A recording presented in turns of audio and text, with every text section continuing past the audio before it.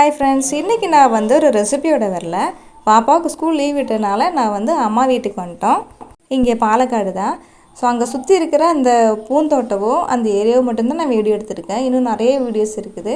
நான் போக போக உங்களுக்கு அப்லோட் பண்ணுறேன்.